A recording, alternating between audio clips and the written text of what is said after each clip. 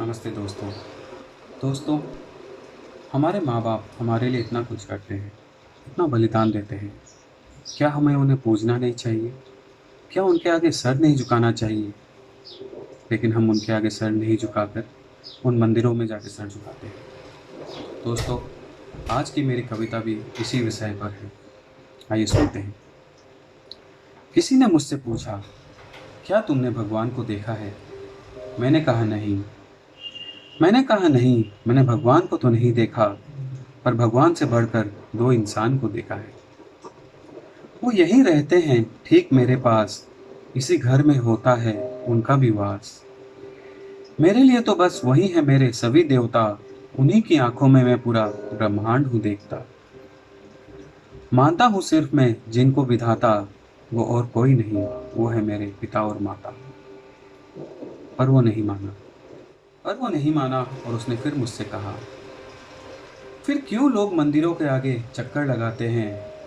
फिर क्यों उस बेजान सी मूर्ति के आगे सर झुकाते हैं? शायद तुम ठीक से नहीं रहे हो पहचान, आखिर तुम इंसानों को कैसे कह सकते हो भगवान? क्या कभी उन्होंने किया है कोई ऐसा चमत्कार कि उनके भगवान होने पर तुम्हें है इतना एतवार? मैं मुस्कुराया मैं मुस्कुराया और प्यार से उसे समझाया।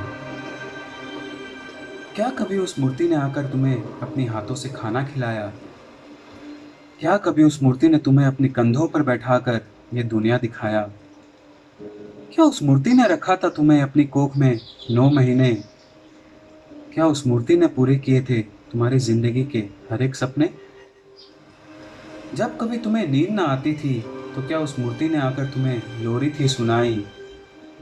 जब कभी तुम्हें ठंड लग जाती थी, तो क्या वो मूर्ति आकर तुम्हें उड़ाती थी रजाई? जब चलते चलते तुम बार बार गिर जाते थे, तो क्या उस मूर्ति ने आकर था तुम्हें संभाला? जब कभी अंधेरों में तुम डर से जाते थे, तो क्या वो मूर्ति आकर फैलाती थी तुम्हारी जिंदगी में उजाला? फिर तुम ही बताओ, मैं कैसे मान लूं उस बेजान सी मूर्ति को भगवान, जबकि मुझे जिंदगी देने वाले हैं ये दो इंसान। और जो मैं ना मानूं इन दोनों को भगवान, तो क्या इनके बलिदान का ना होगा अपमान? मैं कैसे भूल जाऊं मेरे माँ का वो दर्द, जब उन्होंने मुझे अपनी कोख से निकाला होगा। मैं कैसे भूल जाऊं मेरे बाप की वो नींदें, जो मुझे सुलाने के लिए उन्होंने गवाया होगा। मैं कैसे भूल जाऊं मेरी माँ के वो जले हुए हाथ, जब उन्होंने मेरे लिए रोटियां बनाई होगी। और मैं कैसे भूल जाऊं मेरे पिताजी की हर वो बात, जो कदम कदम पर उन्होंने मुझे जिंदगी में सिखाई होगी। अब तुम ही बताओ, क्या मैं ना रखूं इन दोनों का मान? और अगर ऐसे नहीं होते हैं भगवान, तो फिर कैसे होते हैं भगवान? वो चुपचाप मेरी सारी बातें सुनता रहा और बड़े ही विनम्र लफ्ज़ों में आकर मुझसे कहा, है दोस्त, तुमने आज मेरी आंखें खोल दी, मुझे ज़िंदगी की इतनी बड़ी सच्चाई बोल दी। आज तक तो मैं उस मंदिरों में उन मूर्तियों को ही पूजता रहा, और जिन्होंने मुझे ज़िंदगी दी उन माँ बाप को कभी मैंने भगवान ना कहा।